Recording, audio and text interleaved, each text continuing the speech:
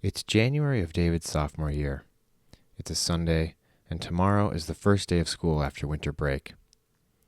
Sheila can tell that when David wakes up that morning, his anxiety is kicking in again. She asks him if he's okay, but he gives her the usual, "I'm fine." "Are you sure? Because you seem pretty anxious. You know, it's normal to be anxious the last day." "Mom, I don't want to talk about it, okay?" "Okay, just let me know if I can do anything." "Okay." In November, David had finally broken down and admitted to Sheila that something was wrong, that he didn't want to go to school most days, that he felt physically sick sometimes. He was so afraid of disappointing his teachers and his parents. He'd started seeing a counselor in December and had gone a few times before winter break. He was diagnosed with anxiety, and everyone was relieved to have a name for the problem, but they didn't yet have a plan of what to do about it. And on this last day of winter break, it's late afternoon, and David has been holed up in his room most of the day. Sheila knocks on his door and hears a muffled reply and walks in. "Hey, buddy," she says, trying to be as gentle as she can. She's learned to tread lightly when he's like this. "Hey, Mom," his voice trembling a little. She just sits there by his side in a silence that seems to last for hours. After what's actually been just a few minutes, she places her hand on his and says, "You know, I love you very much, buddy." And it's like a dam collapses as David just breaks down sobbing. His crying is the heavy, quiet kind when you can tell it's been held in for a long time. David leans toward his mom, and she just holds him for, again, what seems like hours. And when he's done, and it feels like he's physically lighter, actually, he raises his head, wipes the tears and snot from his face, and says, "I don't know what's wrong with me, Mom." "Nothing's wrong with you, David. Lots of people have anxiety. I used to have it a lot when I first started my job. Most days I couldn't even eat because I just felt so nauseous." "Really?" "Yeah. But I know you put a lot of pressure on yourself to get good grades, and I'm sure you feel like you need to keep getting straight A's, but you don't have to. Me and your dad, we don't really care. I mean, neither of us got great grades, and we're doing okay." "I know, Mom. It's Miss Washington. It's like if I don't spend 5 hours on every assignment, it feels like I didn't even try hard enough and I'm going to get a D. If it wasn't for her, it just wouldn't be that big of a deal." "Well, buddy, you don't need to let her get to you like that. She's just trying to scare you so that you work harder. But if you keep letting this anxiety just take over you, you think I can control it?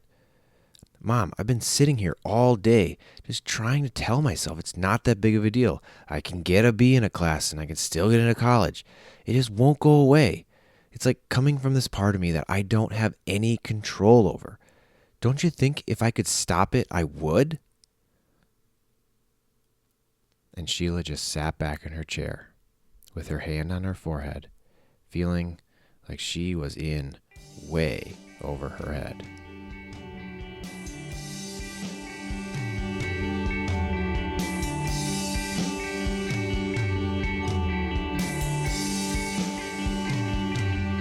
Hello, I'm Corey Bush, and you're listening to The Teen Mind, the show where we follow one teenager and his family and learn to change the way we understand and talk with the people closest to us, especially our teens. And for a few quick notes. David and his family are fictional characters. Any resemblance to real people is strictly coincidental. Also, if you haven't already, I recommend starting from episode 1 and working your way through before listening to this one. It'll just all make more sense. So today, David learns a way of thinking about his anxiety that finally helps it to calm down. Back to that Sunday night at the end of winter break. David hadn't really thought about it that way until he said it out loud. A part of me I don't have any control over. These words just kept floating around in his head, and it made him feel a little crazy. I mean, after all, what kind of person doesn't have control of themselves? But it also gave him a little hope, and it was that word part. Because if it was just a part of him that causes this anxiety, then maybe he wasn't going crazy. Maybe there was nothing wrong with him. It was just this part of him taking control. And it made him think of the homework his counselor gave him for over winter break. He had told David to just listen to his anxiety.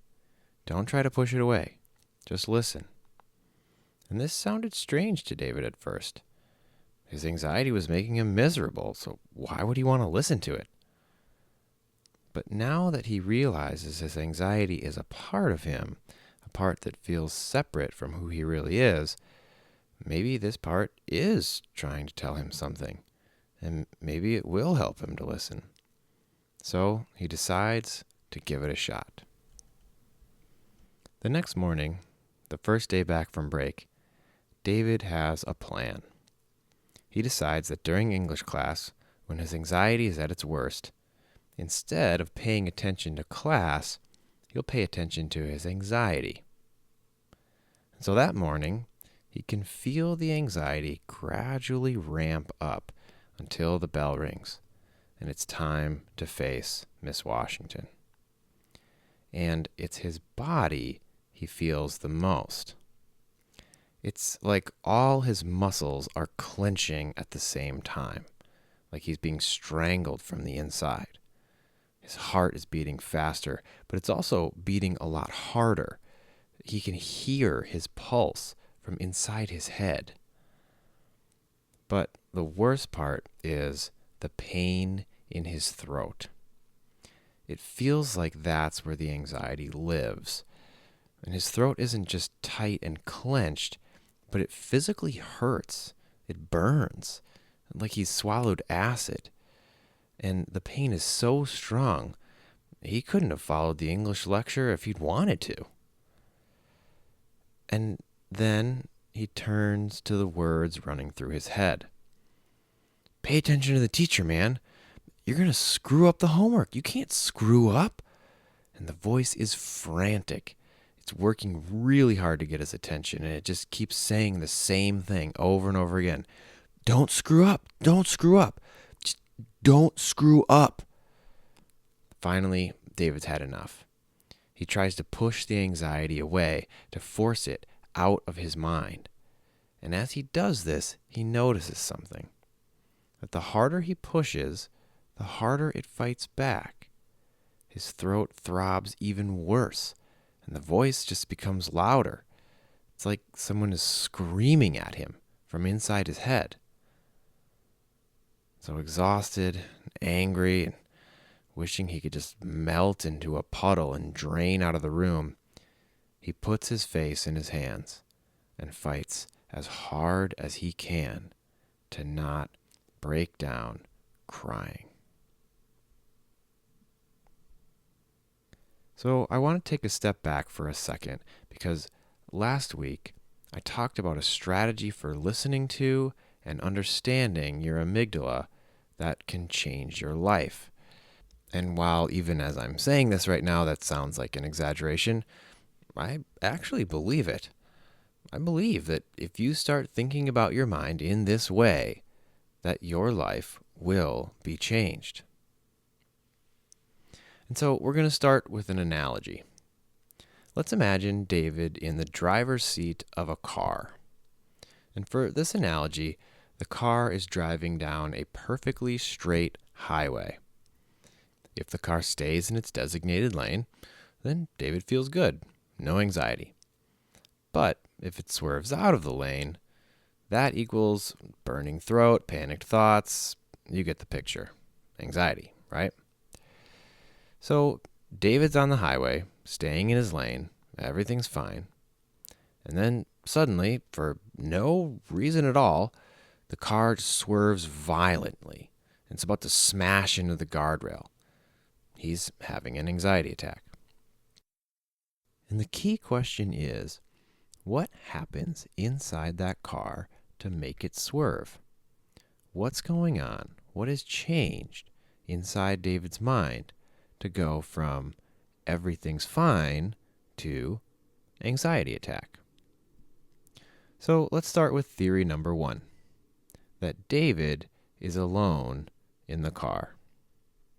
If David is alone in the car, then something dramatic must change about David for him to go from calm, straight driving person to erratic, all over the road driving person. His car is swerving out of control, and because he's the only one in the car, there must be something seriously wrong with him. Now, let's go to theory number 2. David is not alone in the car. In theory number 2, his anxiety is sitting next to him in the passenger seat. Again, the car is staying in its lane. Everything's fine. But now, David's anxiety, thinking that a leaf in the road is actually a bomb up ahead, pushes David out of the way, grabs the wheel, and frantically swerves to avoid that leaf. David then tries to take control back, and a fight ensues. His anxiety trying to save them from certain death, David just trying to get control of the car back. And they continue to swerve like this until one of them gets tired and just gives up. And so most of us think about the brain according to theory number 1, that you are the only driver of your mind, and that your anxiety or your depression or addiction is completely your fault, that there's something wrong with you, causing you to do things or feel things that you don't like. But a lot of experts believe that's just not an accurate way of thinking about our minds. And more importantly, it's just not helpful when it comes to getting over things like anxiety and depression and addiction. So now's the time to unveil the actual psychological model behind all this multiple driver stuff. This is the model that has changed my life. And by the time we're done here, I think you'll see why. And so this model is called Internal Family Systems, or IFS. And it's a relatively new theory in the world of psychology. And what you need to know about IFS is that it thinks of the mind as being made up of parts. So the part that we'll mostly talk about today is David's anxiety part. And we think about the anxiety part like it's a whole other personality living inside his mind. This means his anxiety part has its own beliefs and desires, and they are separate from David's beliefs and desires. And his anxiety part has the power to completely take over David's mind, to take the steering wheel if it feels threatened.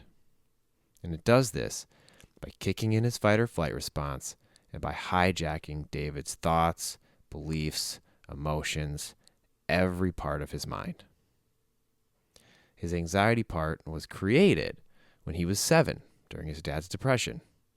And at that time, it had one job: to protect David from failure and rejection.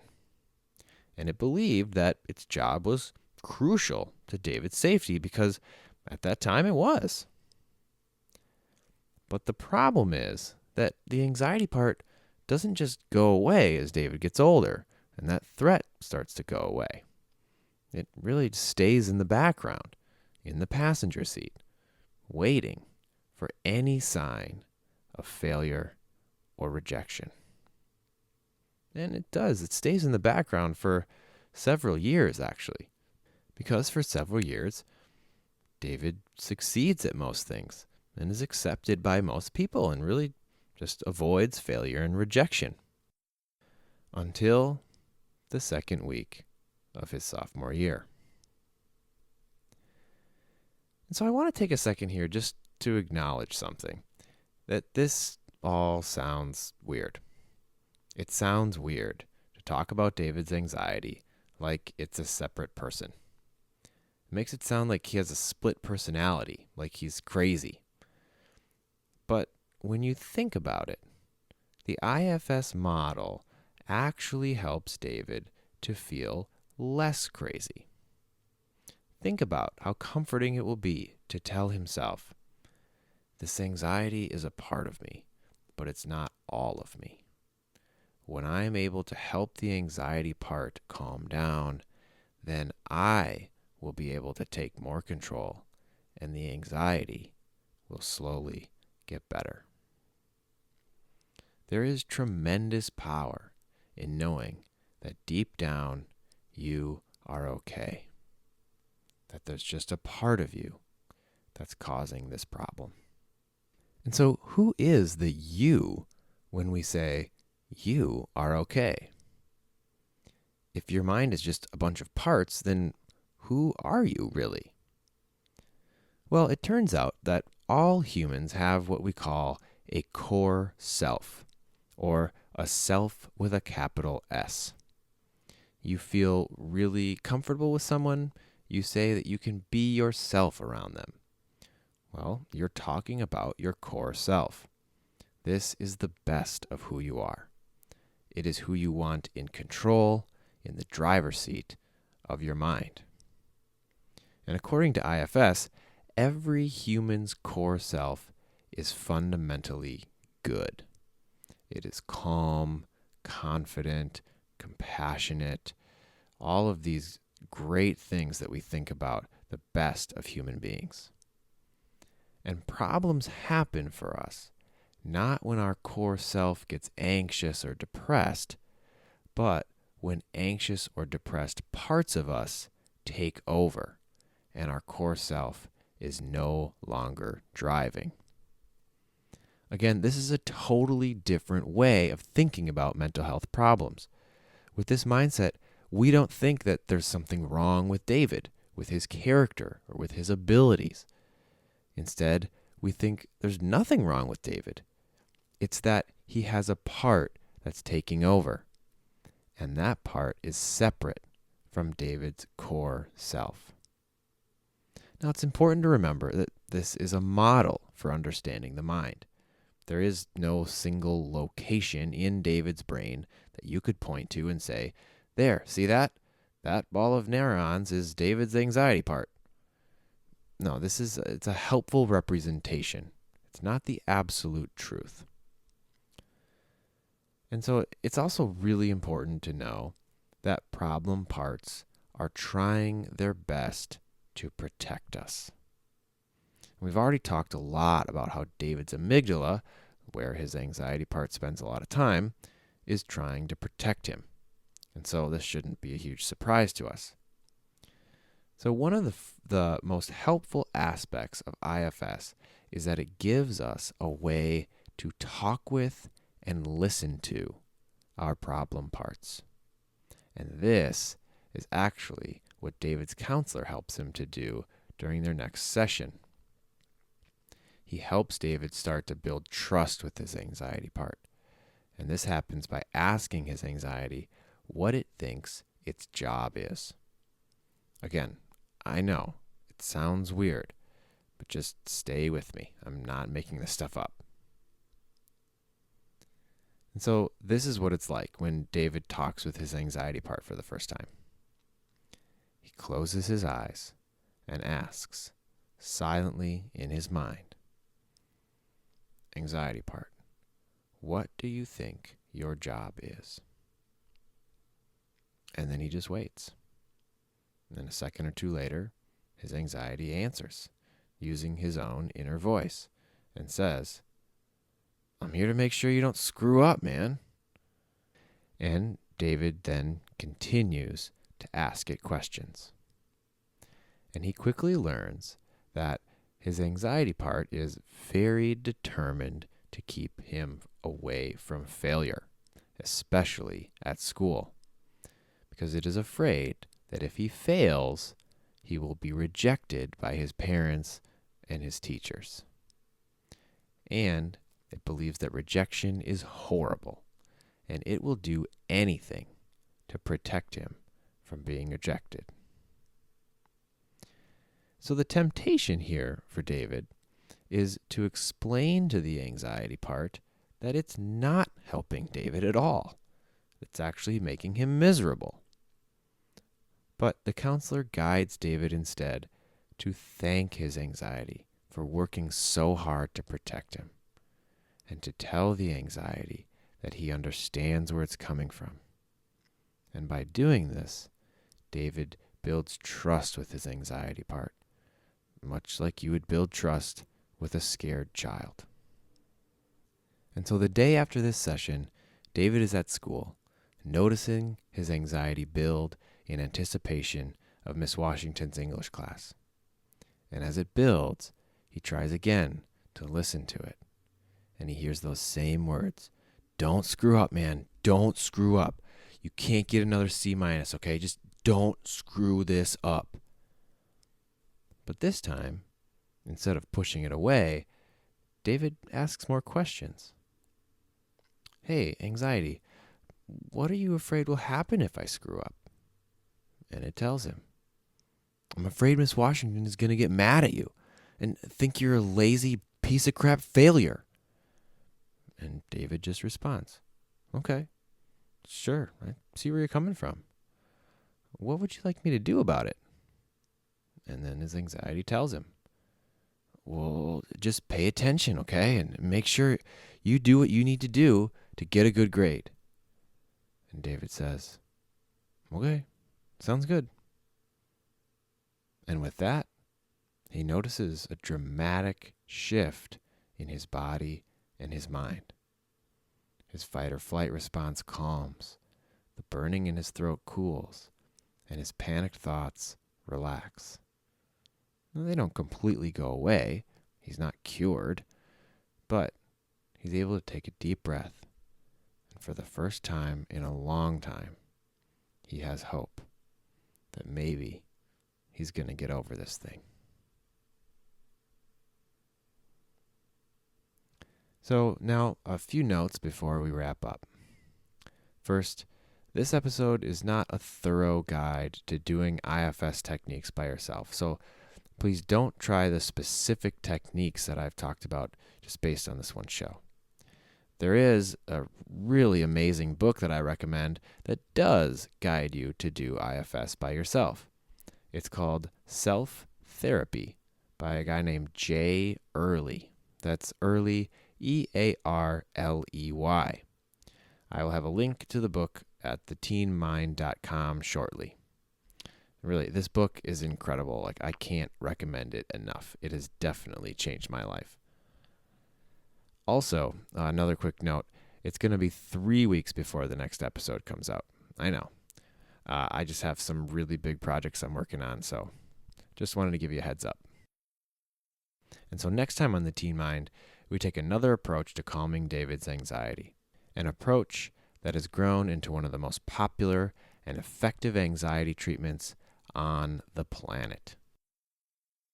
Cognitive behavioral therapy. The Teen Mind is a production of Elements Counseling, Inc. Find more, including full text of each episode and how to get a hold of me at theteenmind.com. Thanks to Paragraphs for the theme music. Find them at paragraphs.bandcamp.com. I do counseling with teens, parents, adults, and couples in Minneapolis, and I do workshops for parents and teachers throughout the Twin Cities metro. If you have questions or comments about the show or about how to work with me, email Corey at elementscounselingmn.com. That's Corey at elements, plural, counselingmn.com. Okay, and so if you like the show, just take a second right now.